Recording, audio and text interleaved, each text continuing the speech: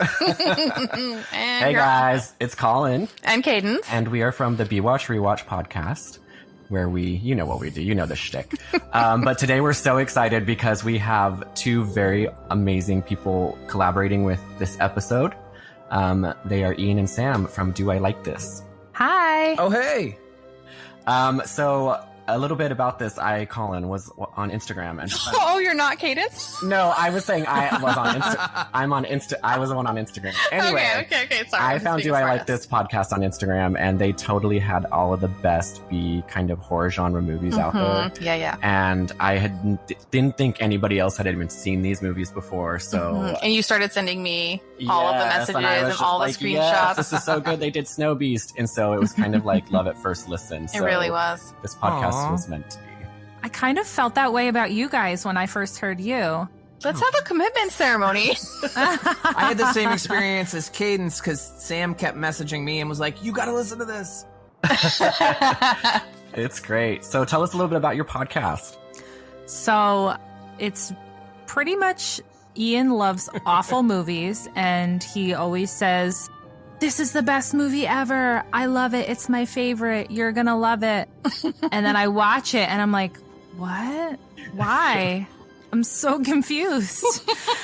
But it was always really fun to watch, even though they were awful. And we just decided during quarantine that we should record it because why not? Yeah, that's pretty much because why not? That's pretty much what we did.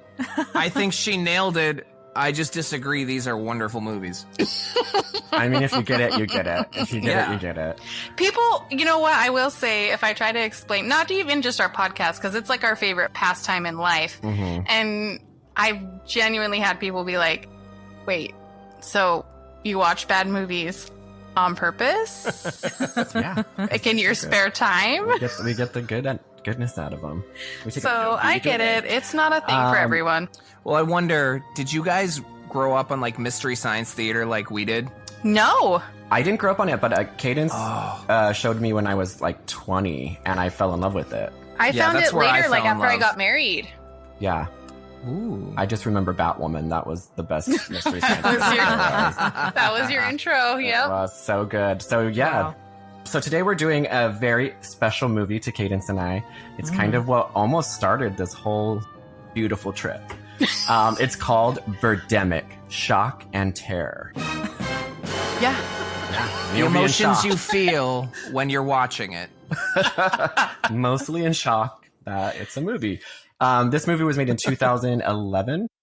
Yes. And the director 2010, I think. Is James Nguyen. James Nguyen. And he basically is trying to make a statement a little bit about global warming. That's what he claimed. And he also kind of told the actors and everybody that was working on this movie that it was going to be the next Jaws, the next big thing, and that they were going to have the best CGI there ever could be. And it was just going to be this brilliant, scary movie and also very impactful. And he nailed it. So what you're saying is they told him the truth. Exactly. Nailed it. Yep. I think so. And sorry, I'm going to tell you this because I just read it and I'm very excited about it. He went to Sundance. James Nguyen went to Sundance to promote this movie like freelance. He obviously did not get into Sundance Film Festival. Oh my God. But he was like, I'm going to do this on the street my own way. So he started, he dressed up his van with stuffed birds. And then he handed out flyers that said Birdemic.com, but he misspelled Birdemic. Oh, I read that. That made me feel so sad for him. I know. He was just so excited. Well, he still got the word out because we're talking about it today. I was going to say, he's succeeded in getting notoriety. That's very true. And you two had not seen this prior to our suggestion. No. Which is weird because I feel like we should have. And I knew of it. Yeah. It's just one that I think I kept thinking, when's the right time? For 9 years. When do I have 3 hours of time to watch people mostly driving? Right. Oh, God. Driving, walking, looking at things. Getting gas. It's great. He's a visionary. So what we're going to do is Cadence is going to kind of walk us because she definitely pays much better attention to movies than I do. And we have that dynamic too. We're going to kind of walk through the overall plot. and take you guys on this wild ride. Yeah, I'm gonna try to just go over the main outline. If there's anything, I'll be asking for everyone's input. But if there's anything that I don't ask about that you want to give me your input, by all means, give it. I'm just trying to keep somewhat streamlined. Otherwise, I could tangent about this movie for days. Yeah. For days. Absolutely. All right, so the conceit essentially is that we have Rod, who is a very, very successful salesman in Silicon Valley. And he's basically, long story short, he runs into a classmate from high school and asks her on a date. Excuse me, miss. Yes? I don't mean to bother you. What? I think I know you from somewhere. Really? Yeah, did you go to San Mateo High School? Yeah, how'd you know that? I went there too. I remember you now. You were in my English class.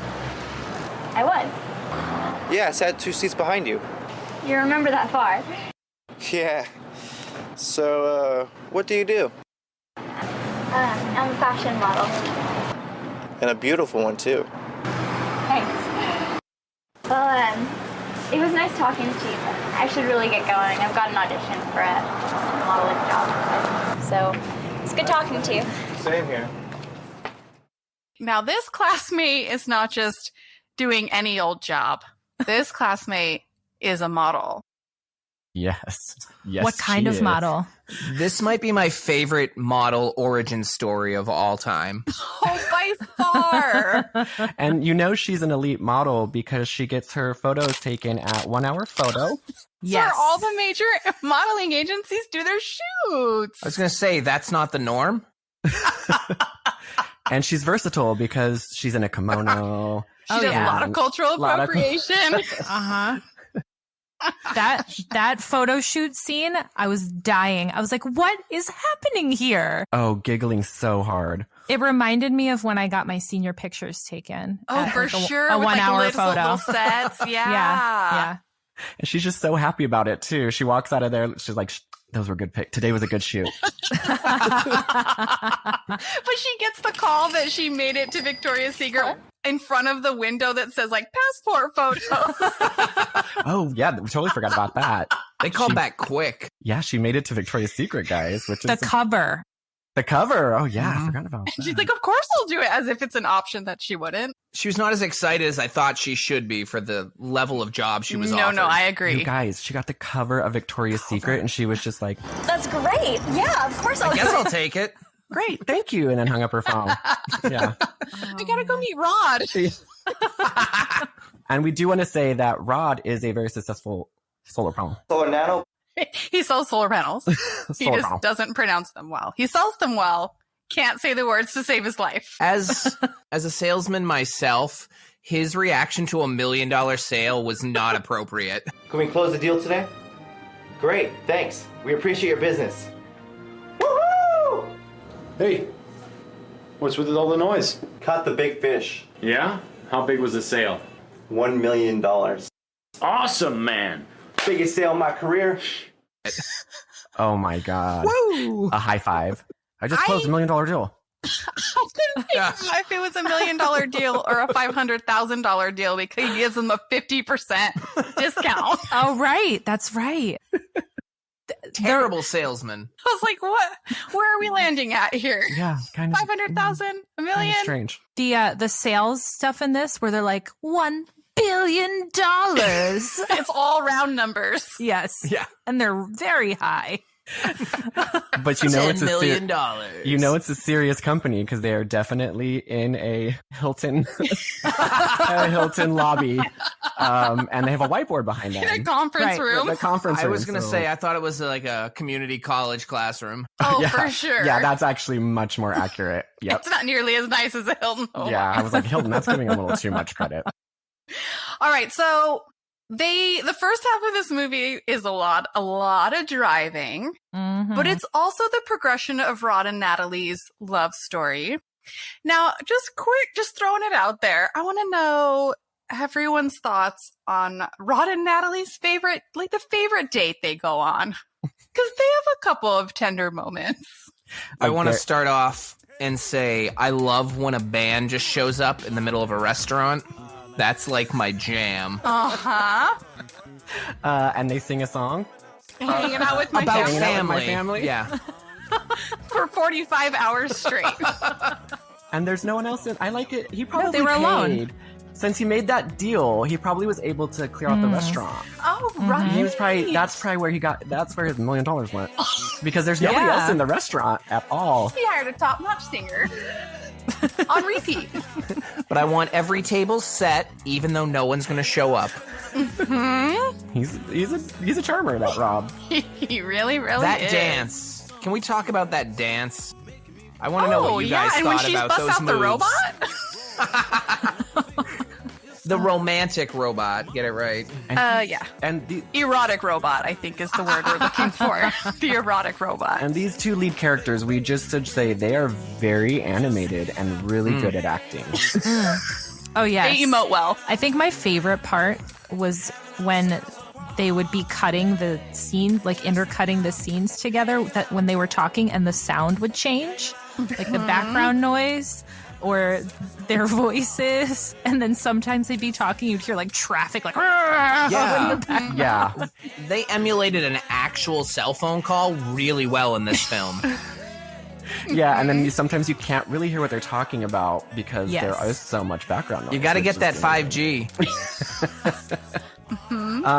And then a good scene to bring up is as they're getting to know each other, Natalie and Rob, who are great at moving their bodies. Rod with a D. Oh, I said Rob. Don't you even. Let's just clarify. They have some friends too, Rod's friends that His sex hound friend. sex hound friends. yeah. This is where we meet a little bit of the side characters because we meet, not only do we meet the sex hound friend, we also meet Natalie's mom. And so they She both, might be my favorite. she's one of my favorite people of all time. So let's Yes. just for a quick moment delve into side characters. Who's everyone's favorite side character and why? That's a tough one. Oh. Yeah. I like the really modest friend who has sex only in a bikini. Because she just, We just talked about that before this. I don't know about when you guys have sex, I like to keep on my bikini. Oh, I love. Oh, I have sex always in a wear my bikini. bikini. Yeah. And she also is like a good person because in the sign in the background posted on Yes. the hotel room bed, Yes. it's like that sign, which is like what, world peace or not? Right.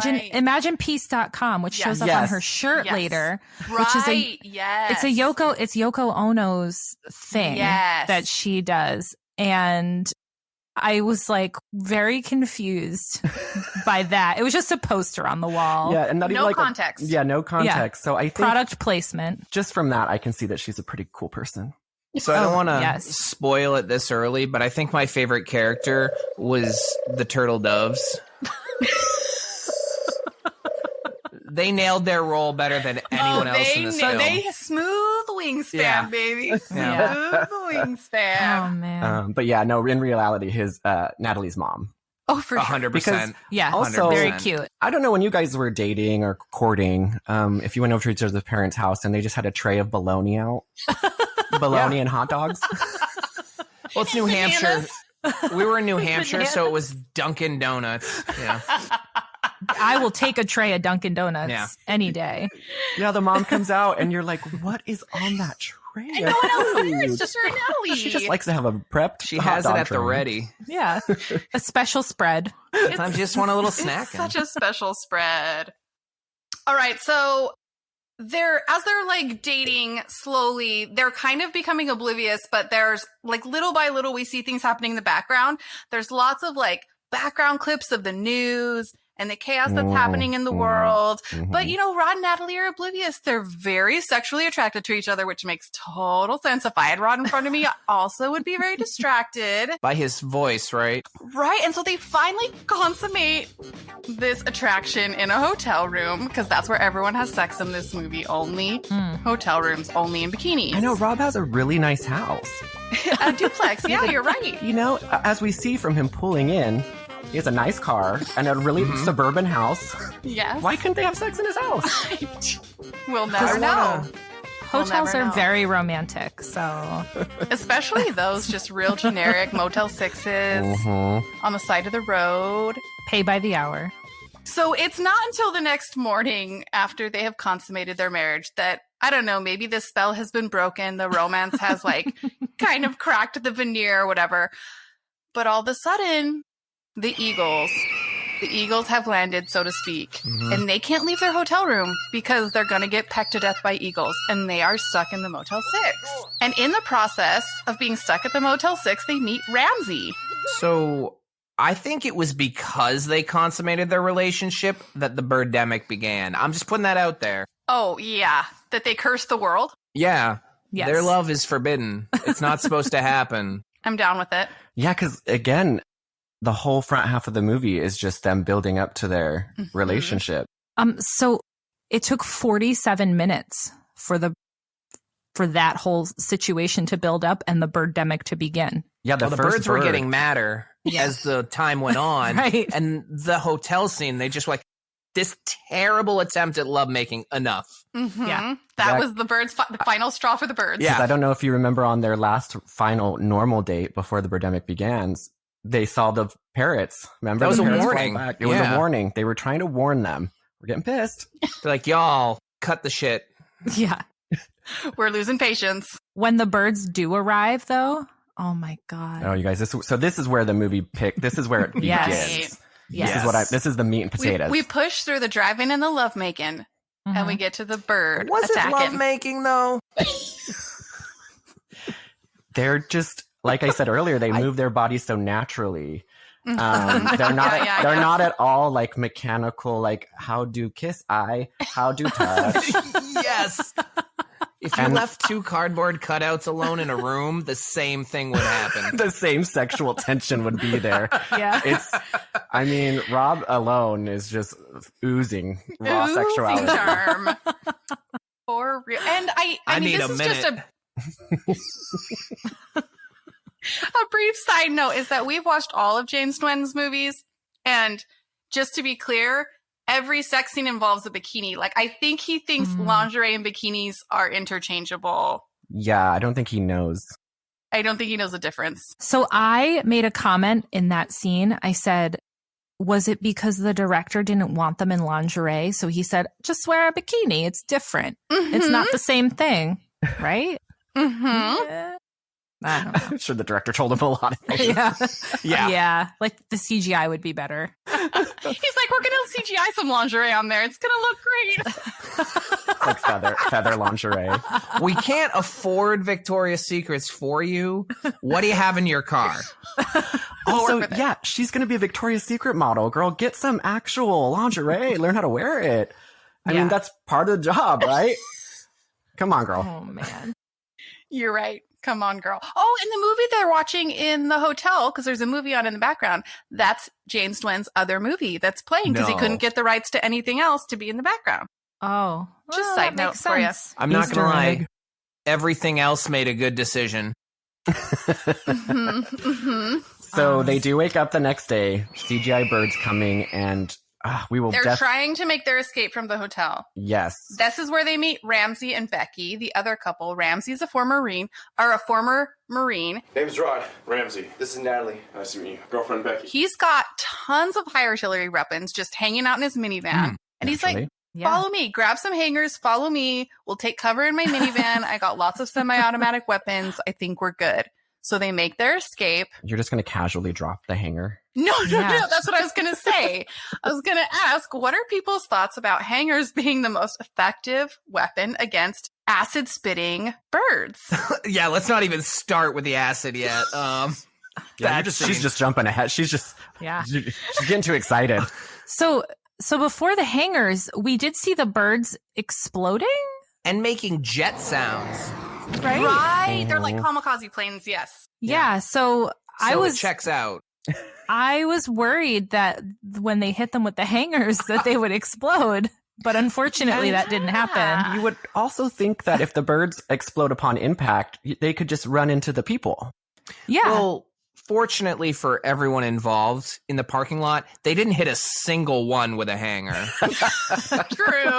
True. And they swung for quite some time. Some time. The birds just sort of hover, and they're like, shake your shot. Take your shot. Yeah. I'm just going to wait here. Go ahead. Yeah, so I think a hanger would definitely be my first weapon of choice to defend myself against birds. It makes sense. Wire Yeah. only. I think a semi-automatic weapon's a great choice. Not I dangerous for think anyone else. they might have gone with the hanger just because they're like, these are birds. They're not going to know what this is. They're going to be terrified. Yeah. I mean, in their defense, y'all, if you woke up to birds pecking at your window post-coital, what would you think? You'd be like, what? Yeah, they were shocked and terrified. Yeah, yes. That's where he got that little addendum. The title was born. Oh, man. I'm speechless because at many moments in this movie, like as I try to think about what happened, my brain shuts down. Yeah, because it's a shock again. But we're going to post so many clips, you guys, because again, the birds are also not, you don't really know what kind of birds they are. They're technically eagles. I think they're eagles, but they It kind of says just... eagles. Mm-hmm. There was a vulture at one point. I thought they looked like hawks. Me too. Okay, I the definitely got a description hawk says vibe. eagles, but I think by the end, they're all infected. Because by the end, and I'm not trying to jump ahead, but basically, like little by little, we see lots of different species of birds get infected. essentially getting infected. I think the technical term for them was clip art. The species of clip art, for Yes. sure. Yes. For sure. Wingdings. A couple wingdings. Yep. And kamikaze. Yeah. We skipped over the fact that they found one on the beach on their date, and the guy's first reaction was like, it's infectious. And you're like, dude, every time I see a dead bird, I don't assume it's got a terrible disease. Stop, don't touch it. It may be infectious. And they like want to touch it immediately. Yeah, she's in. She's like, yeah, let's poke it. Yeah, let's get this. Let's examine it with a hanger. Quick, give me a clothes hanger.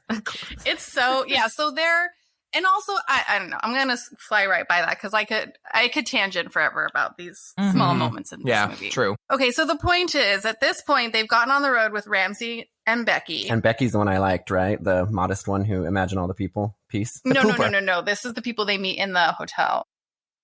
Yes, you're right. The different one. He's like, and he has the minivan. Yes. And in this process is where they find two special characters that are with us to the end of the movie. Who's our two special friends? Yes. Anyone? This scene. I don't know their names. I don't like to make fun of children, but I'm going to make fun of children. Is it the kids? Yes. The kid under the car? Yes. Oh, I was thinking it came in later. Yes, the kids under the car. And in the trunk?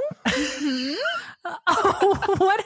How did that happen? I guess, yeah, because there's no parents or anything. They must been have, dead. They're been dead, killed. but if the birds must have taken their bodies away, which makes sense. But they didn't take their PSP. No. Which is why the kids aren't suffering from any trauma. They're just like, we got our PlayStation. That's right. I forgot the four of them find the kids. Yeah. That was actually a really astute statement on the modern era of parenting. Oh, very true. Yeah. Did not see that level of it, but you are so right. Well, he's that kind of director. You have to really keep your mind open. Yeah, he had a You have level to we weren't even peel on. back the onion. Yeah, I totally agree. So they find the kids under the car, and of course, just come with us. Right. Be on our side and come in our minivan. Join the caravan. What's everyone's thoughts about that? Okay, there's the apocalypse is happening. Birds are spitting acid. They're exploding. Everything's shot to hell. But the gas stations are fully operational. And there's like a worker. Yeah. Yeah. Listen, they are like the post office. Rain, sleet, or snow. Yeah. End of the world. They have to be there. I love that they go in and the guy's like, yeah, that's 50 cents. And he's just behind there working the till. It's amazing. Hi, the Eagles killed our friends. Do you have a phone I could use to call the police? Well, the first one, we had a great shot of a cashier who didn't make it. And our lead guy is not impressed by his pecked out eyeballs. No. No reaction to that at all. Whoa. I was expecting a one-liner, like, see you later. Oh, wait. They're in the middle of a birdemic here. You think they have time to think about one-liners? They have time to think about a lot.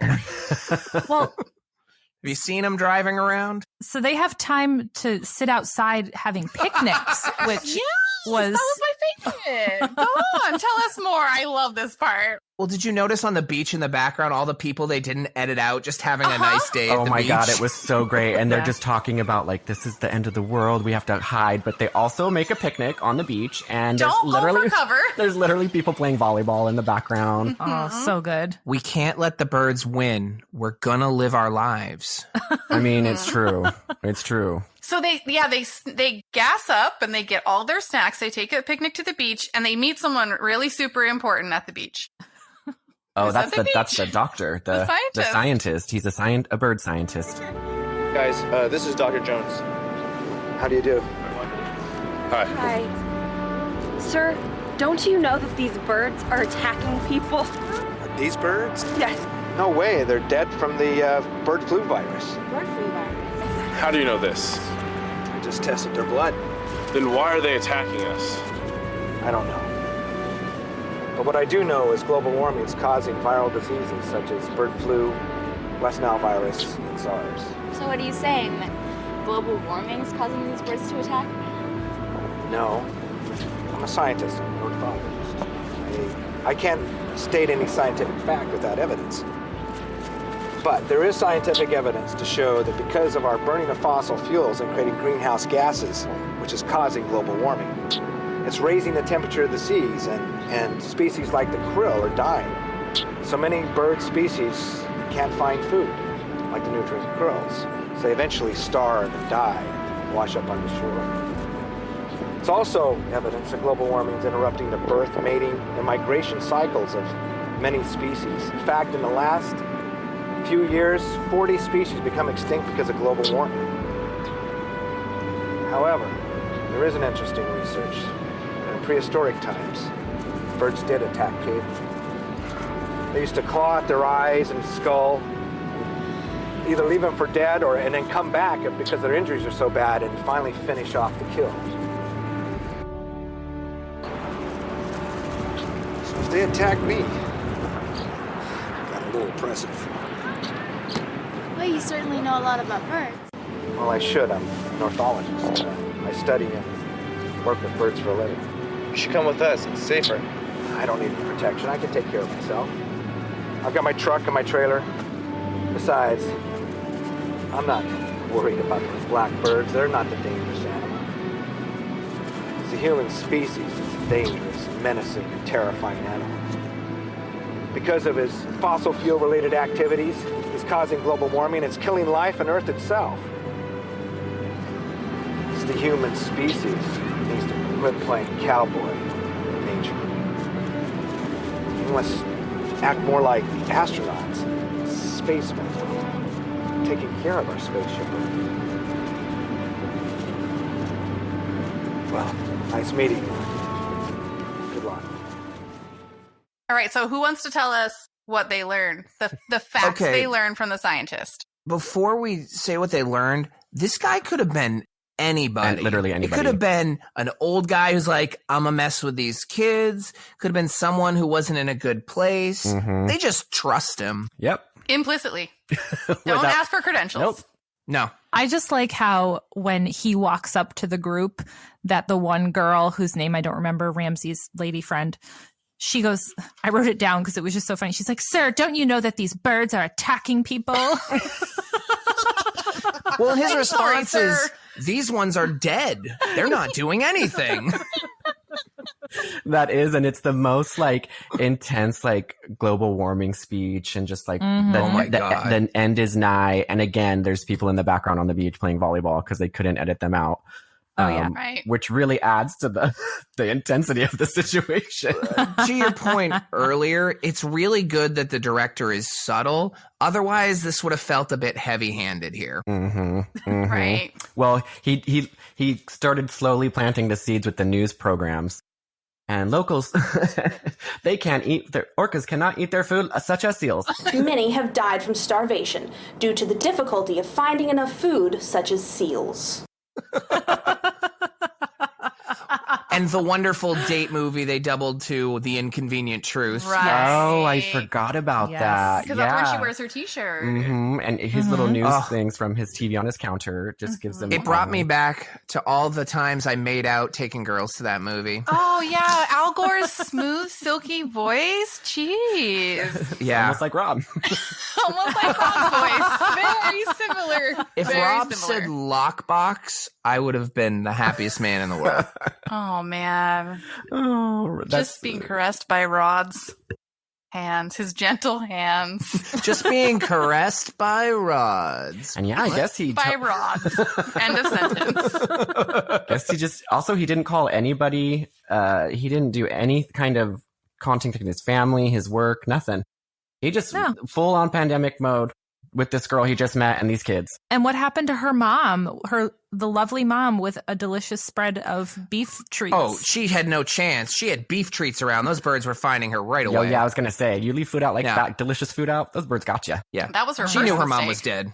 Yeah, That's her mom. true. She knew. She knew. I love how just like none of them try to contact anybody important, just themselves. And they're all dead. It's okay. Yeah, that's the assumption. When you see birds exploding into buildings, you assume your family is gone if they're not next to you. Don't even But those try. people on the beach are fine. Yeah, they're okay. Unless your family member is Mila Jovovich, they're not alive. Right.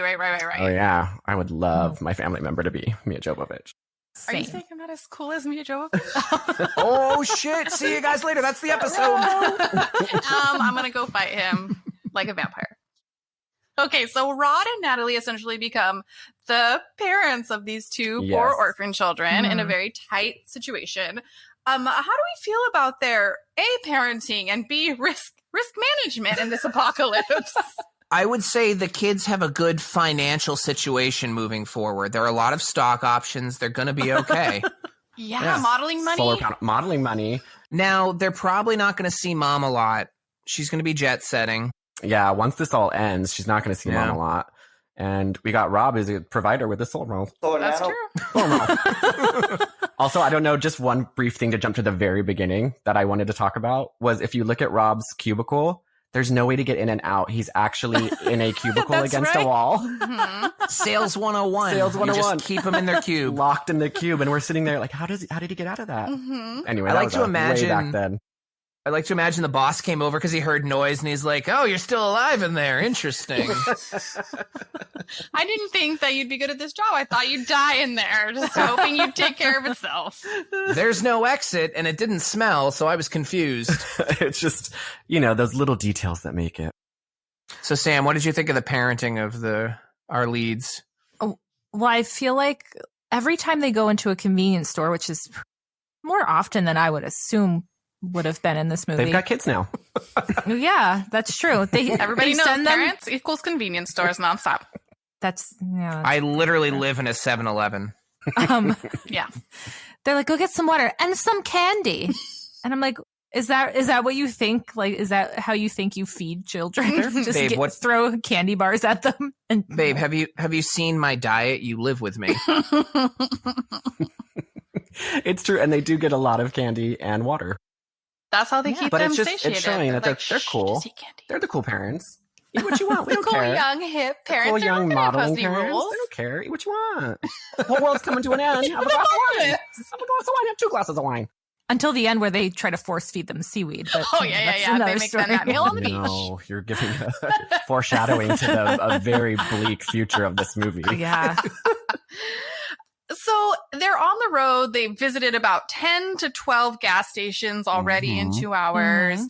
And at this point, it's still Becky, Ramsey, Rod, and Natalie and the 2 children. They come across a tourism double-decker bus. Oh, no. On the side of the road. I don't know. We're going to have a moment of silence for this chaotic scene. I was going to say chaotic and chaos. I'm going to pour one out. And they pull over, and because Ramsey has been in the military, he has that sense of duty to his fellow Americans. He wants to save them. I would really love for someone to describe what his plan was and how he executed it.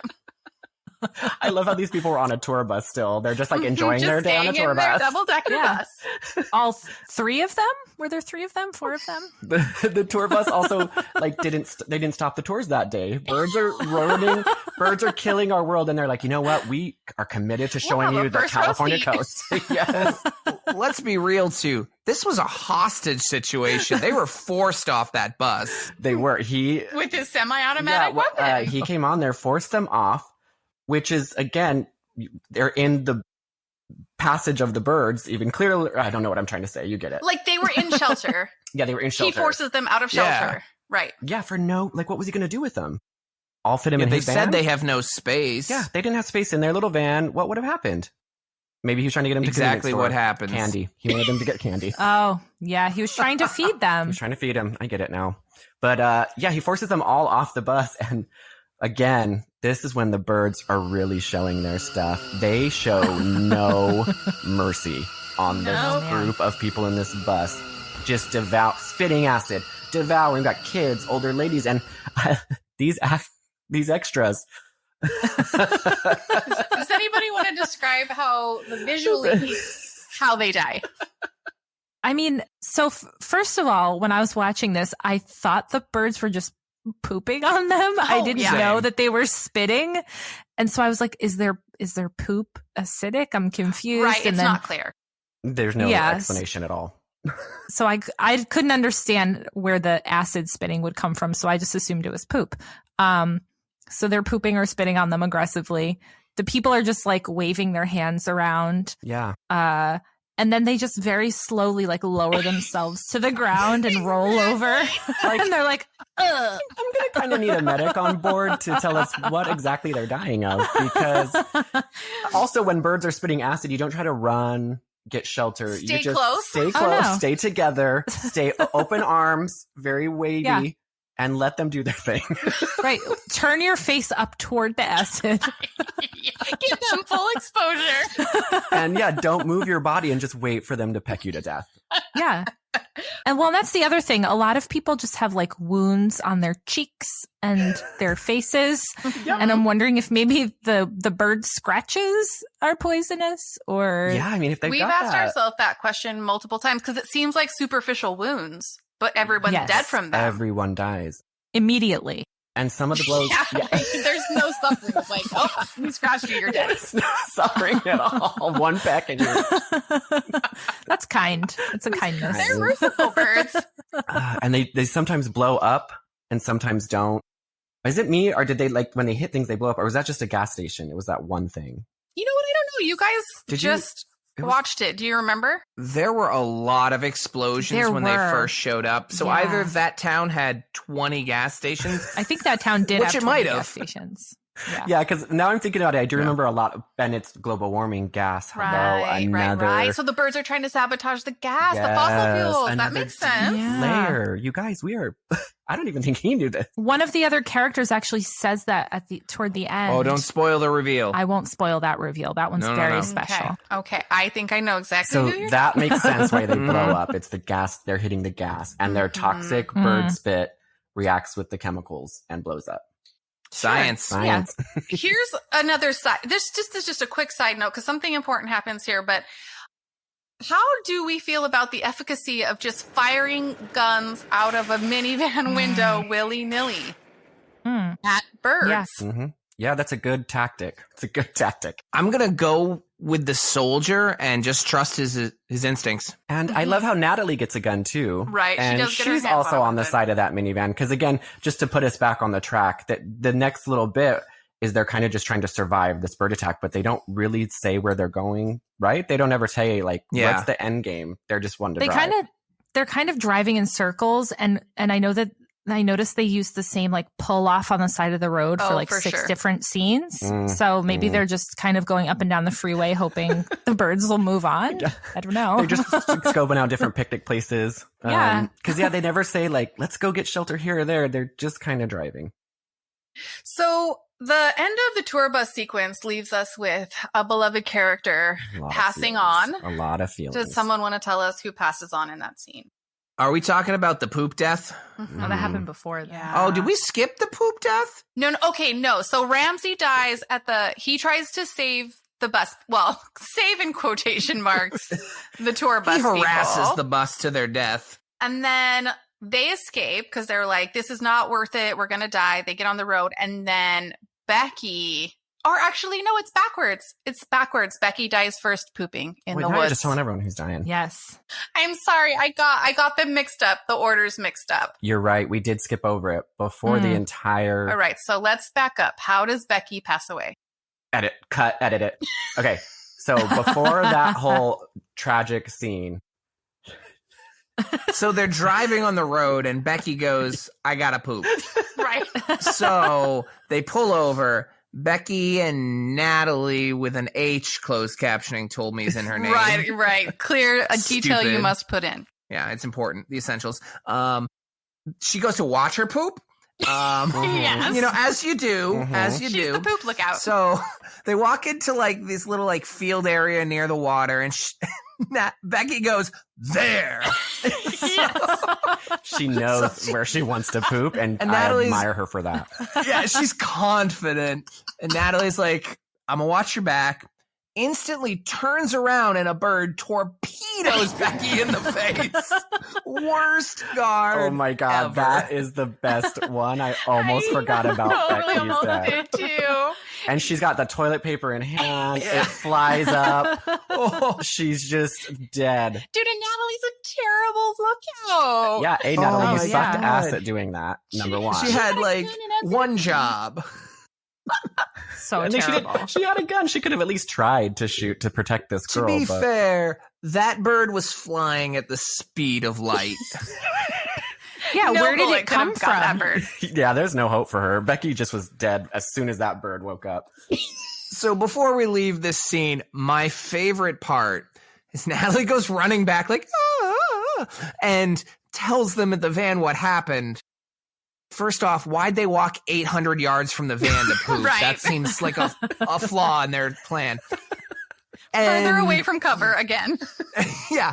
You poop right behind the van, and everyone looks the other way. You know, It's simple. it's Clearly. You guys haven't It's a pooped in a Birdemic. Birdemic before? Come on. So her boyfriend gets out and sprints to confirm it. I just died. And then he gets in the car and he's so mad and he's like, I fucking killed her. Dead, Becky. Oh, that's fucking bird dead. And that's why he insisted on saving the bus people, because they're like, we don't have room, and he's like, they killed Becky. Oh, you guys, we did mess up that. I just got so excited about the double-decker bus. I did too. I was waiting for double decker bus. It's a good one. How did we forget understand. poop death? Oh, God poop damn death. it. Kaden. Because we were distracted by maybe pee acid death? Right. That's true. Right. So, after Becky, R.I.P., sweetie. Hope she got one out. Hope she finished. Hope she finished. But I hope she finished. There's no- Dude, I don't even think she got humiliating way her to go pants to. down. Yeah, and they couldn't, like, give her respectful, like, maybe just dress her and, like, Right? put some rocks on her, like a little rock cross. They just leave her pants down, ass up, dead. It's like Great. they have enough time to have a leisurely picnic on the beach, but they can't like kind of cover Becky back up before they go. At least pick up the roll of toilet paper so that people don't know why she was out And you're there. going to need it. Well, yeah. It's she's gold, your man. You know how much that's going to cost? Oh, yeah. And love she's her. your girlfriend. Yeah. That too. No, more importantly, we've seen how these gas stations are marking prices. That toilet paper is not going to be cheap down the line. Oh, yeah. Absolutely No way. not. Oh, R.I.P. Beck. So that makes sense to why he holds those people hostage, saves them. Slash saves them. Yeah, Slash. yeah. Sash. Sash with a sash. Oh. So then we return to the double-decker bus where Ramsey meets his fate. And again, Rod and Natalie are alone with the children. And they hit the road without any sense of direction once more. They have a couple adventures, just little things that happen on the side of the road. If anybody wants to just touch on those real quick. Before we get to the big interaction of the movie. Well, gunshot guy tries to take their gas. That's the big one, right? It's one of them, They yeah. pull over, see a guy, try to help him. He's not friendly, guys. He's not friendly. He wants that gas. Stranger danger. Stranger danger. I kind of forgot how it is because they just pull over to help him, right? Yep. And then he just wants to get their gas. And I'm Yeah, thinking, they're $100 gallon. Yeah, you guys summarize that part. Summarize that guy. So he's a big guy in a 10-gallon hat, and he's saying, I need to buy gas from you. And they had just bought gas $100 a gallon at the convenience store up the road, which there were like people coming and going. They didn't really care. They forgot that they were filming a movie, but yeah. Right. Rod's just very gullible, I think. So this guy's like, I need gas. I'm going to buy it from you. And Rod says, no, we don't have any. And so the guy takes out his gun. He's like, you're going to sell me some gas. And I'm like, okay. He's going to sell it to you? Or he's going to give it to you? You're going to sell me some gas for a reasonable price. I will give you $58.95 for half a gallon of gas. I'm going to pull my gun on you, but damn it, I'm going to be fair about it. And I'm sorry, like, there's literally gas stations every 5 minutes. Like, just walk and get gas. Just walk and get gas. And they're all fully operational at this point. Yeah. They're not going anywhere. But I think this is where the movie really takes, like, people are turning on each other type thing, you know? Now the seriousness is getting more intense because now we have fellow human beings. Not only the birds are turning on us, but humans. Another threat is other humans. Yeah. Well, this is where I think it supports my theory that the birds are judging us, like the bad sex earlier. Mm-hmm. They were not cool with this bullshit, and they took this guy out. They did. Yeah. In the silliest way. One like flew by and slashed his throat or something. He was still going from killing Becky while she was pooping. Is that a checklist? Get all the dumbest humans you see. And in this point, you made a point earlier about the shooting guns from the window. So at this point, it seems like, what's the end goal there? Right. Because you should save your bullets for wherever you get, but they're just willy-nilly shooting in the air. Natalie's holding her pistol. And it's like, you just be smart about this, guys. Like, you only have so much ammunition. Yeah. It's an apocalypse. Are you going to kill all the birds right now in your van drive-by? No. And there's lots of other people on the freeway. Plus, you already have those effective clothes hangers. True. Like, don't waste your ammo. True. You guys had the most effective weapons from the get-go. Yeah, true. Why didn't they make an appearance again? I'm disappointed. The hangers? Yeah. Yeah, that would have been a better movie, I think, really, ultimately. Well, like, no guns, just hangers. You can't bring them back because you'd easily kill all the birds and wouldn't have a movie. It's true. I guess Good that's point. accurate. And that whole 5-minute fight with the hangers, the original bird attack that started it all. Why didn't they? That was a massacre. Why didn't they? Didn't show you the scene after. They just didn't. Why didn't they spit acid out of then? Maybe they hadn't developed that skill yet. Oh yeah, rapid evolution. Rapid evolution. Or you could have eventually like hooked all your hangers together into like a really long hanger ladder and then really gotten the high flying eagles. Just driving along the highway. Or make them into like a scarecrow. Problem solved. Yes. Oh yeah. Also, great idea. Yeah, dress up as a SS. I've been through a couple Birdemics before. You know. You've been around the block about that Birdemic block. You know how Birdemic goes. So after that's their one little guy that they meet. Then is it the forest guy? Yeah. So next in line is probably my favorite person who graces the screen in this movie. So yes, because now they're out of gas. And so they're trying to take cover in the forest. But what's happening to the forest? It's just randomly starting on fire. Tiny little bits of fire randomly. Again, there's no explanation. There's no backstory, nothing. The trees just all of a sudden are wanting to be on fire. Well, parts of the trees are. Just strategic parts of the trees. Just a little baby bit on the trunk. Right. And a little bit in the leaves. Right. So the what I guess they call the tree hugger who lives in the woods in his weird little tree house. I expected them. He's like, I live up there in that tree. And when they pointed up, I thought it would be like a Swiss Family Robinson, like fancy treehouse. It's just like a cardboard box in a tree. Right? Actually, we have it playing in the background right now, and that's the exact scene that's playing. He just pointed up, and it's literally like a Lowe's box in a tree. And I just want to say, refrigerator on it. For someone who lives in the forest, he's got great hair, really natural looking hair. So silky smooth. And it's not at all a giant wig. Why? No, definitely not. The logic, because it doesn't in any way, shape, or form look like even half real. What was the logic of him? wearing that wig? Because I think they wanted him, he's long hair because he's like a hippie, but they couldn't find a long hair. They couldn't just find a guy with long hair. Yeah, so they had to buy an old Cher wig at Halloween store and be like, you know what's really going to add to this scene is if you have long, silky Cher hair. But this is the only guy who could play Tom Hill, the tree hugger. This is the only one they were willing to cast. You should have seen his audition, man. I felt like I was there in the treehouse with him. Yeah. Well, I mean, he gives us a beautiful lecture about the birds only attacking people at gas stations and cars. Yes, this is what we were referring to. So give us the bullet points of Tom Hill's tree hugging speech. Who kind of looks like Woody Harrelson. Yeah. I was going to say, Sam, I'll let you give the bullet points, but to your point, I think he was just in the woods when they started shooting this, and they were like, fuck it, this is better than what we had. 100%. Here, put this wig on. And they're also... No, he had the wig. Let's be real. You have the wig box?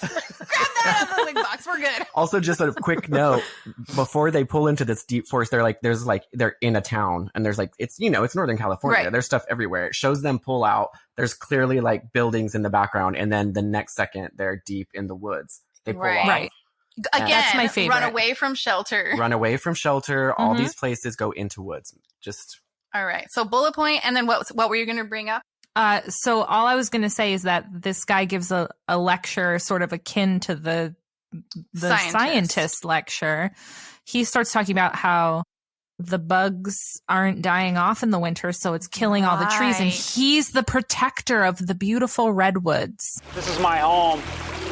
I have to stay here to protect these trees from further harm. Oh, and Woody, my favorite part is how he at exits. the end. I'm guessing. Yeah, he goes, I hear a mountain lion. I better get home. All I could think of was it was on SNL when Inconvenient Truth came out, and Al Gore no, that was up. 30 Rock. Oh, that was 30 Rock. And doesn't he look up and he's like, I hear a whale calling. I have to go. That's true. That is the 30 Rock episode. It's so good. Yeah. Wait, was that Al Gore in a wig? Is he a guest star? Conspiracy theory, it must be true. Well, wait, did we talk about Tippi Hendrix though? Oh, we can do that afterwards because it's not like part of this, but we can maybe do it at the end. We'll do a little. But I also my thought process is the mountain lion calling him home, or is the mountain lion scaring him so he's gotta go? Like, I'm not clear about that. I hear a mountain lion. I gotta get back to my house. It was not clear. Or I thought maybe it was one of those excuses like, oh, I hear my mom calling, I gotta go. Yeah, because mountain lions are pretty loud, so I've heard. I think everyone else would hear it too. They're just like, my name. So I don't want to take away from his speech though. So he says the bugs are dying off. Right. And so they're eating too much of the trees. They're becoming too dry. So global warming and the increase in temperatures causing more fires and more destruction in the woods. And it turns out that it all happens in one day. Yes. Because this is the first time the trees have ever randomly caught on fire. Combusted. Correct. I mean, as someone who has an environmental science degree, you just flip a switch with global warming. It just starts. The birds start. Well, the birds, they're the rounder-uppers. They're like, let's go, guys. Time to go. It's happening. Who gave the eagles matches is my question, because that's the problem. They're like velociraptors with their little claws. And I'm kind of sad, too, because our hippie friend runs to meet the mountain lion, but as they're running out of the forest, it's actively starting to burn down. Right. Like, he needs to get out of there. Save himself. Oh, you're right. He's running into the fire. Bud. Well, maybe his tree is safe. Maybe that box is fireproof. It's fireproof. His cardboard fireproof. Cardboard box. Have you ever tried to break down a corrugated cardboard box? That thing will last. True. It's true. It definitely lasts through a bird apocalypse. Definitely. And this, just side note, this is filmed in Northern California, and it's really beautiful. It's this is filmed in our hood. very close to where I live. It's in our hood. I live right. Well, that redwood forest is here, and then they go to Half Moon Bay, which is like right down from San Francisco. Well, it begs the question: what did you guys do when the birds came? I threw my kids outside and was like, See ya. I was like, you get in the trunk. I'm going to lock you in the trunk. You get under the car. I'm going to go find help. Did you tell your kids you were dead? They may or may not be wandering the highways as we speak. I can't vouch. I'm not sure.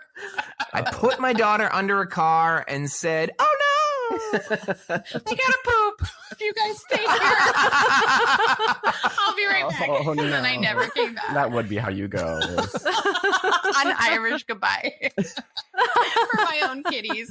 Oh, sad. Too bad. And so after they leave the forest, just one parting note is they happen to coincidentally on many of their miles on the freeway come across the car of their sex hound friend and his girlfriend, Imagine Peace, taloned to death, holding hands. Yes, that's very true. That was emotional. That's when it got emotional. Well, she had like 2 breaths left. Yeah. So she timed that well. There's always the you found me, I can finally die. Yes. What did she say? Did she say forgive them? Yes. Oh, well, because she's the environmentalist. So she would be like, forgive the birds. They know not what they do. She's wearing her Imagine Peace shirt. Yes. So, you know. And they're also superficial wounds. It's just we're still everybody in scratch. this movie. There's no hardcore wounds. It's always scratches, and they are in their car, keys in the ignition, no broken windows, anything. Those birds are getting sneaky. They're hiding in the backseat. Yeah, hiding in this because there's no damage to that car. The windows aren't broken. Nothing. They came in through the tailpipe. Yeah. As we're speaking about friends and peace for a second, can we just go back to the military guy who, as they're driving while the girls are pooping, our lead guy, Rod, goes, "Oh, you were a great shot." And he goes, "I was in the military." And Rod's like, "Well, why aren't you still?" He's like, "I got tired of all the killing. Why can't we just give peace a chance?" Oh, I forgot about that. Oh, man. He's fully decked out in camel with semi-automatic weapons. I just got chill bumps. That was deep. He's ready to go in his van with guns, but he's the one to do it. If someone threatens him, he always just brings out his thing and he's like, "Oh yeah, you want to give peace a chance?" Exactly. Exactly. Peace a chance. Yes. That is You want a good point. piece Yeah, of chance? This is my piece. I called him Chance. Oh yeah, he's ready to go too. He's He like totally roaring is. but I totally forgot about that Rest part. in peace, Ramsey. You were the one talking sense to us. We should have just been peaceful from the get-go. Bless your heart. Yeah. So this is the culmination of, or I guess this is where we come to fruition, the foreshadowing that was mentioned in times of yore. Thanks, Samantha. I think she snipped that little secret out. So tell us, they run out of gas. They happen to be by like a national park beach, and they're going to forage for their dinner. And what do they forage? Well, so first of all, Rod takes forever to find a fishing pole and a camp stove. And then he takes forever to walk down to the beach to go fishing. Oh, I'm not convinced Rod knows how to walk in general. He's too busy selling solar panels to know anything about camping. Rod has a lot of life skills he's got to sharpen. Yeah. Poor guy. As they're walking down, the Natalie, she's talking to the children and she's like, "Rod's going to catch a fish and we're going to get seaweed." And one of the kids is like, "Yeah, seaweed's great. It's so healthy, blah, blah, blah." And I'm thinking to myself, no. Not right off the beach. Kids don't do that. You can't just dip in and get some seaweed and start gnawing on it. And I would like to say that they have all quite a happy disposition at this point. Oh, yeah. Lost their parents, friends are dead, everyone's gone, end of the world, they're eating seaweed, but they are still having a they're still laughing and laughing. The weirdest thing is there's like a convenience store within their vision probably, and this is the choice they make. They've had a lot of candy, so they're probably trying to give them something with some protein in it. This is their option. Immediately went Survivor Man when they didn't have to. Yeah. Like, there's so many other options, but they're like, this is it now, guys. Seaweed on the beach. You don't just have to buy only candy at a convenience store. Like, there is other food available. You can get beef jerky. You can get E. coli hot dogs. Like, you could definitely stockpile a little bit, and you had multiple chances. I mean, and they clean out the sandwich. There's like a sandwich fridge. A sandwich? A sandwich fridge. Oh, yeah. And they sandwich. completely just decimate it. They take out every single sandwich in the place, and it's still only been a day. So have they really made it through 27 sandwiches? Well, she was pulled over to poop, so. It was Becky. Becky, she just had a little secret eating problem. She was just back there counting sandwiches. She ate all the egg salad sandwiches. Too many gas station sandwiches for Bex. So they've decided that they are going full Survival Man, and we are watching the scene as we speak, and there is a full building in the background, but Natalie and Rod... She's still in her beautiful wrap around. Kids are happy. And she is serving this meal as though she's done this 1,000 times. Yes. Like, she is queen of cooking seaweed. She's Do stirring you know it around. How many Victoria's Secret shoots on beaches she has done? That's all they eat on those beach shoots. That's all they eat. Boiled seaweed. She's like putting little spices, putting it up, serving it. I'm like, girl, what are you? Who made you this? What's going on? Well, you see, if you take this rock and shave the salt off it. She is. She's so into, and with her gun in her hand still, she always has that gun by her side. And they have a Tupperware of seaweed in it. And so it's like begs the question, like, where did the Tupperware come from? You already have a camping, like, hot plate stove situation, which there's no explanation, and a fishing pole, which there's no explanation for. But on top of that, Tupperware for your leftover fish. Yeah, I feel I think this is a statement on the amount of pollution on California beaches. You're seeing these layers. You just keep getting another one. Keep getting it. When I thought it was no more onion, you find another layer. One more Found layer. some garlic under there. And I think the whole execution of, because this is all in one day, you guys. This is wrapping up the movie. This all happened in one day. I think it was wildly, like, inappropriately thought out by all characters. Any kind of survival situation. Had it not been a Birdemic, they would like be the last people I would want around in any kind of survival situation. Yeah. A soda salesman and a Victoria's Secret model. And 2 kids who are obsessed with food and a PSP. Yeah, it's they just don't do any of the things you need to do. No, they don't get water. It's just Had this movie been told from Tom Hill's perspective, the tree hugger, oh my God, can you imagine? I would have watched the shit out of that movie. I want Natalie's mom's story. I want to know what happened to her during all Oh, this. true. We so do Like too. her death. I just want to know. I feel like she stockpiled a lot of bologna and she's okay. She's so good. I feel like she's the smartest one. She's in her base because you can easily just go she down to your closed her basement. doors. She locked them. She stayed away from the windows, took her trays downstairs. She's good, guys. Yeah. And she likes to watch TV, so she's going to be cool. She's like, totally you know what, I'm cool. fine. And like, if people would have just, I don't know, just stayed inside.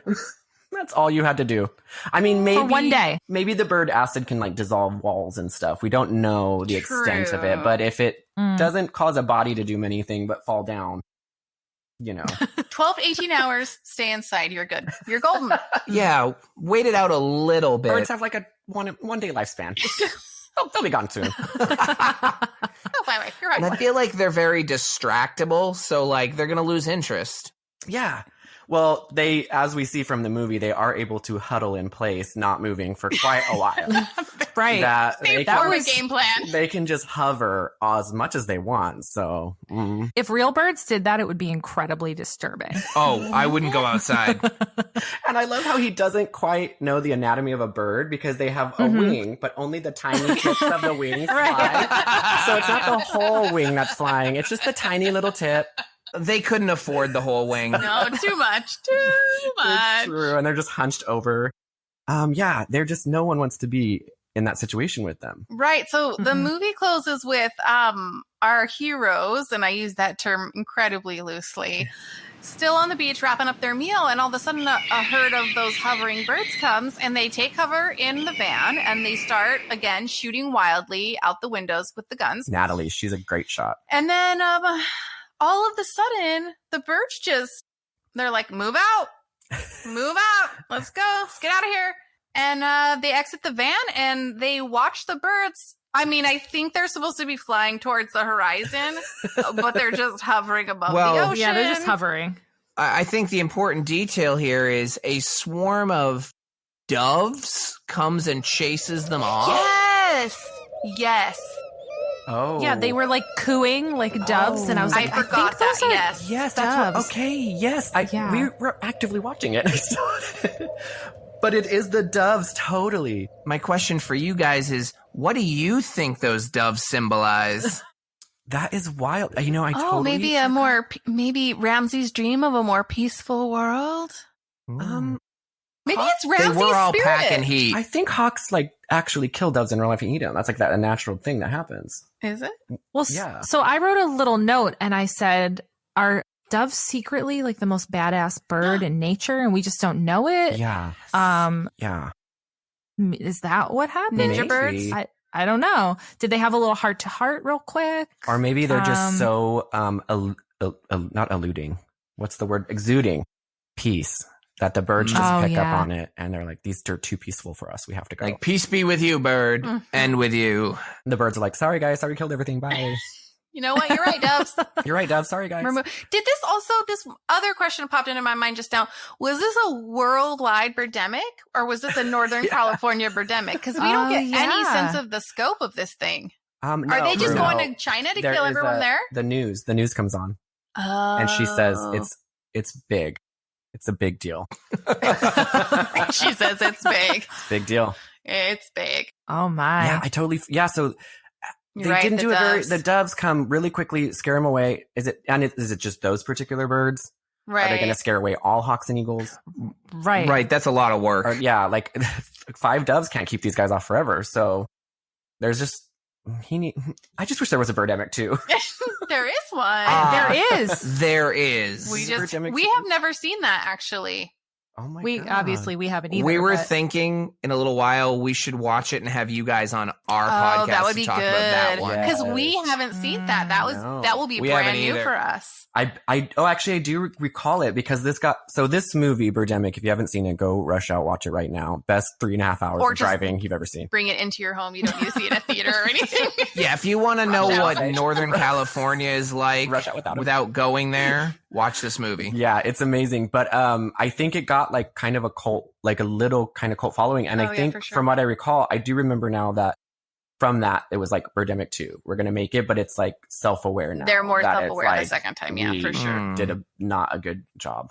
I read briefly about this because I like to read trivia after I watch a terrible movie. Me too. I didn't read all of it, but I read some of it. Exact same way. Yeah, I'm always like, what is happening here? I heard the second movie is worse than this, but I don't know how that's possible. That cannot be possible. I don't think that is at all. So I'm intrigued. Color me intrigued. Are Natalie and Rod still in it? Mm-hmm. Oh, I don't know. Give me some more Rod. Hold on. I'm almost positive. You guys keep talking. Talk amongst yourselves. Because I remember seeing her with a big gun in the preview. Yeah. Maybe Rod's not, but I know she is. So, like we said, the director has 2 other movies, correct? 2? Right. And they all have a deeper social impact. It's like he's basically like creating Black Mirror. Right. But he was way ahead of its time. Way ahead of its time. I want to do one quick thing where we... Oh, wait, yeah. Did you find it? They're both the main stars in it, and it's the same director. Yes. Wow. I don't think they can see that. Oh, yeah. The Resurrection. What year is it? 2010? 2013. Well, now we know they stay. Now we know that seaweed diet kept them alive because there's a number 2. I'm anxious to see how they start that movie. I cannot. I'm very excited to see that. She's still just cooking that seaweed, and it's going to meet them back on the beach. They're still eating. Yeah, because I feel like if this movie would have just tried to somehow allude that it took over one day, like it could be more believable. But this all happened in one day. Right. Just wardrobe change. Like, just one wardrobe change. One wardrobe, just like anything. If we know from zombie apocalypse movies, you got a lot of different plans. Like you got places to go to hide. You got these things going. Mm-hmm. In one day, they just make the worst decisions just to be out in the open on a beach. With semi-automatic weapons. With semi-automatic weapons. Lots of picnics. Lots of candy. Lots of pooping. Yeah. Bethany could have survived. I'm going to have the hot take. I don't think they did anything wrong. No, I'm kidding. Sounds legit. It tracks for me. Not sure what the problem is. Yeah, we're going to definitely have to watch Birdemic too. So what I was going to say just for like the last thing was, if there's something, like there are a couple things that didn't fit into the flow of the story that are like favorite things for me. So if everybody has just like, I mean, if you don't have one, that's fine. But if you do, now's the time, like maybe some just little tidbits that stood out.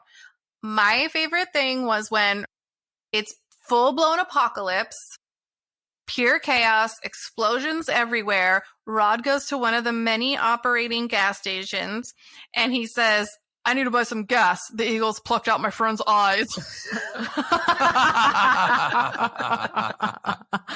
This guy, his delivery is like something else. It's so next level. He's like I said, he's very animated and dynamic. And the guy, the cashier goes, well, if you're going to do it, it's $100.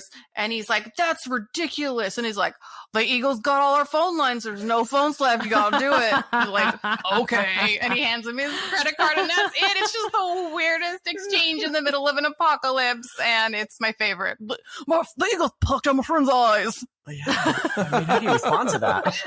Yeah, what's the proper response? So yeah, is there anything that stood out to you guys? So I'm actually going to throw pre-birds showing up. Yes. I got a lot of good dating advice from this movie. Oh, mm-hmm. And from Rod's best friend, I learned that a date without sex is a date wasted. And then I also learned that apparently chicks love cars, and if you want to get in their pants, you have a nice hot Mustang. Wow, yes. Those are my favorites. I totally Is that how you guys got married? I don't know how I got married without that advice. Yeah. Doesn't he in this movie do the pelvic thrust when they're playing b-ball? Yes. Yes, he does. Yes, he does. Oh, and he's wearing a polo playing basketball. What the fuck? Katie got excited. I got so excited. Thought you were gonna knock off the mic. He did that basketball scene. The basketball scene. It's just bizarre. He does the like, it's so. Oh god. There's celebratory scenes between him and his friend. The clapping. Oh my god, the clapping. Clapping in the boardroom. Yes. With the $1 billion sale. It just never ends. And then you think it's over, and then they pan to someone else, and they start clapping. Everybody starts clapping again. I totally remember that. They're celebrating with claps for days. Oh my god. And then the remote control car. It's just like this fucking movie, man. They're cool. They're a cool office. They're cool. They hang out. They're Google. Yes. And like on the background during this really intense meeting with this $1 billion sale, it's like solar panels. Buy. Yes. Arrow. There's no graphs. There's no charts. There's no PowerPoints. It's literally just like no statistics. It's just like buy. Arrow. Rich. And I've worked in a couple office settings. I think that's pretty much how it is. Yeah. You just get together. That's it. You clap. Yeah. I mean, I said mine. Mine was definitely, I died the first time she went to go. She's talking about being a model, and then she went to 1 hour photo. I could not stop. And she's in her suffocating. Do you remember the first time? I couldn't breathe. And then I was laughing so and then hard. it's like she couldn't even wait to go into her car to start talking about this. She had to do it right in front of the passport. It's like passport photos, high school photos. And she's just like this cool model. And then the mom with the trays. You guys go, if you have some time ever, no time at all, go back and look at that tray. We should all try to figure out what's on it. Yes. I'm going to pause on it and just look at it and study it because I need to emulate whatever that was. I'm going to try and recreate it. Yeah. Put it out for when you have guests. When quarantine's over, they'll be like, do you not know how to eat and serve food anymore? Or what's going on? I eat bologna. Slabs of bologna and chopped up hot dogs and a banana and maybe an avocado. I don't know. Introduce me to your boyfriend way too early. But can we give her credit that she was the best actress of the whole film? Oh, for sure. She was. Hands down. She put her heart into it, and God love her for it. Yes. She was very cute. She was. I really loved her. Yeah, I think that's all. I mean, Do you guys have any more? Sam? No, I think the only other thing that I had thought that I wrote down was if you cut out all the driving and walking and staring and clapping, this movie would be about 20 minutes long. Oh, yeah. Right? Most definitely. Yeah. And the song and hanging out with my family song, which is a good 15 to 17 minutes. Oh, we're putting that in the podcast. That's going to be our intro it's for a big family. Yeah. Oh, yes. Hanging out Saturday night with my family, dancing in a Mexican restaurant. There's nobody there. And they're just white people dancing. So cool. Oh, the hardest white people dancing. It was pure white parents dance. It was awesome. Oh, I have a question that just occurred to me now. So they go to like a Halloween festival. Oh, yeah. And then they go into a bar that's decorated for St. Patrick's Day. Oh, right. Yes. The Irish pub. And I was a little confused. I know Irish pubs tend to have a lot of like shamrocky decor, but it looked like St. Patrick's Day. And they were both wearing green. Yeah. And it was a Halloween fair. Mm-hmm. Well, that's what I mean. Yeah. They went right from one to the other. So I'm wondering what kind of strange time warp town this is. I was time wondering travel. if maybe it was like a really bad attempt to show time passing. That they were like dating all the way from Halloween to St. Patrick's Day. Yeah, because that's when they first see the Angry Birds. That's when they Well, first see the I don't parrot. know. I'm just guessing. That little montage, that cute little montage that they have. I mean, I hope that that's what it is, but I think we're giving them too much credit. Can't be, though, because they go into the pub after the fair, and in the pub, he's like, what are you looking for in a guy? And if you've been dating since October come St. Patrick's Day, and you waited to ask that, although, no, she asks him there. He waits until they're on the beach later to follow up, like a day later, be like, well, what are you into? You remember when you asked me that question yesterday? They also went on that, like, the dating between these two people is the worst. Like, it's like you said, cardboard cutouts. That first date that they go on is sitting in front of that fish tank. It's just like, what are you? I'm happy to be model. What are you? Solar panels. And it's just like a back and forth. That's like, and it's like, oh, I like the sun too. Oh, I love chips and dip. Like, do you remember that scene? And you're not getting character development. They're just like kids meeting for the first time. My name. And Adam. She goes back to her mom and she's like, our chemistry was off the charts. I was like, honey, if that was your chemistry in real life, they would put you both down.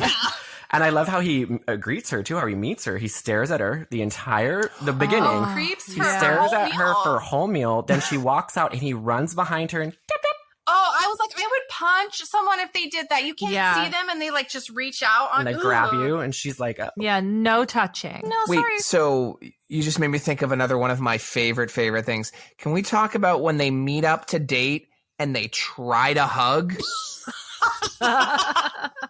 What was that? When you get she like goes to the side. Two cardboard cutouts. They're learning. They learn love. They don't have 3 dimensions, you guys. How do you hug when you don't have a 3rd dimension? They just don't know how to interact.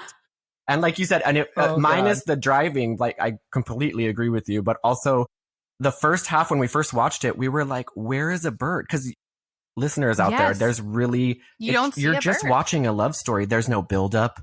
There's no, again, except for like a couple news, such as seals. That's all that's one of my favorite parts is the news anchor. Because she's clearly like behind a green screen. There's no news. And then she's like, and this is causing the ice caps to melt, which makes the polar bears not have food, such as seals. And I'm like, thank you, newscaster. We needed that. We needed that global warming breakdown. The more you know. Yeah. And, but yeah, if they would have just sum that up a little bit, they met, they're good, then just start the movie. Start the Birdemic part of it. I mean, I needed to know, I needed to see what his life was like when he got gas. I wanted to know, I wanted to be in his shoes and he's filling up the tank of his Mustang. It's setting us up for how he drives. So many movies really like take me on these crazy journeys. I just want to be grounded. Yeah. Like the more monotonous, just the more minutia, the better. I want to escape the minutia of my own life and jump into the minutia of someone else's life. I could have really gone through he can't find his credit card and his wallet for 5 minutes scene. Yeah. Yeah. Is he going to find it? Is he going to find it? Or him driving 30 miles below the speed limit and everyone else passing him for 20 minutes to get to his work. And like looking at him as they pass and like, what are you doing, You know guy? what? I'm curious how Rod gets to work and how he gets home from work. What highways does he take? How does he park in front of his own house? How does he pull into his driveway? It's amazing. It's a mystery. That is Rod. Yeah, so that... Full of it. His existence, how he's alive is a mystery, because how does he even know how to take care of himself? You know that if you turn off the lights and leave the room, Rod just sits there. He just goes into like Westworld mode. We are going to create trailers for you guys to see on Instagram, so check it out, because we are going to give you like character breakdowns of each of these people, so you can see some visuals of how great they really are. Yeah, and you'll definitely be seeing the birds, and you'll be seeing some of the scenes we talked about for sure. I mean, we'll edit out the driving. We just put out 10 minutes of driving on Instagram. We're like, here it is. That's it. That's all you. So a couple of other things that I want to briefly touch on are James Nguyen has a couple of other movies that are amazing, but the mother makes an appearance in the other. So he a lot of times like crosses actresses. And so the mother is also in the other movies, which is great. The friend is in another movie, which is great. And the capstone, Tippi Hedren, is in one of his movies. Oh, yeah, that's what I was saying earlier. The star of The Birds. She was in The Birds. I don't know. I knew that, actually. Okay. I didn't think you did. She owed somebody it's like something. one of two Hitchcock's films, I know. She had a debt or something. So I don't know how that happened, how he got her. So that's the woman, that's the movie that's playing when they're in the hotel. Yeah. And she's the older lady with the birds. Get it? The birds in the cage on the TV in a movie about birds. Another layer. So he's constantly, his theme is like questioning like the world we're in. How do we impact it sociologically, physically, environmentally? He's really I told you, it's like Black Mirror status. His other movie is about like cloning, I think. Yeah. And it's virtual reality. So my question is, why doesn't he just like write a book? Obviously, this is not the right medium for him. That's a good question. Well, I think the answer is easy. You can't have 35 minutes of scenery in a book. He's just and then he kind of speeds just up put to pictures 35 miles. Pictures. Yeah, you can. You could just put pictures. This is 30 this miles. This guy's made to write a coffee table book, right? That'd be so good. I gotta look him up. The whole story is amazing, and I love movies like that. You know, you guys did Troll 2 recently on your podcast, which kind of has a similar, like he was he was an Italian director trying to make a statement also about vegetarian eating meat, correct? Right. And there was kind of this barrier between the director's dream and what was being made. And I think this movie is a lot like that, because I think there was probably no communication, very little to none communication, and there was a lot of misdirection and misunderstanding. But I love that he was going to make this like big impact movie. Like I love his passion. Yeah, his passion is there. And global warming, of course, get it out there. Maybe you could have been maybe just slightly more direct about it and say like, I think he crumbled under the pressure of the idea. Like he could have just told a very simple story. Instead, it became so complex, it collapsed in on itself. Well, and the big issue with a lot of people who are trying to go for that big idea is it's so heavy-handed.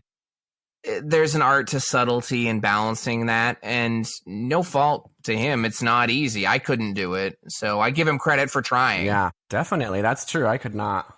We've talked about that a lot, that like someone or a movie like this, it's still succeeding in the sense that like it's bringing people joy. He made something that got like this cult following. He followed his passion. Like it's been covered by riff tracks. It's been covered by How Did This Get Made? It's been covered by us and our millions of listeners. But like he did it. To his credit, he did it. I know. He got out there. He got his camera. And he did it. He went for it. Everyone who sees this movie is at least aware of global warming by the end of it. Now, they may not take away the details, but you can't say you didn't hear about it. He did give some pretty good, I mean... Climate change. What's his name? Sherwig really opened it up. And, it's good. Well, I'm going to propose that we revisit James Nguyen together again and do Julie and Jack. And maybe we can show you some of his other movies. They are... Oh, yeah. They're a little bit more like, I think he had maybe a little bit bigger budget. He was able to do some scene changes, do some wardrobe changes. Just very few. Just a couple. But I maybe like every 6 months, like come in, drop in for a special and do a James Nguyen trilogy. And of course, Birdemic 2 for you guys. For sure. Birdemic 2. Oh, absolutely. Yes. All right, guys. Well, thank you so much. It was like so much fun doing this. Oh, I love this. Yes. Thank you. Yeah. This was awesome. It was so nice to finally like hang out kind of with you. And your shoulders. Yeah. All right, everybody. Thank you so much for tuning into this epic Birdemic shock and terror movie. If you haven't seen it, go watch it. We hope you weren't too shocked or terrified. You will be if you watch it, though. And we want to give such a special thanks to Ian and Sam from Do I Like This podcast.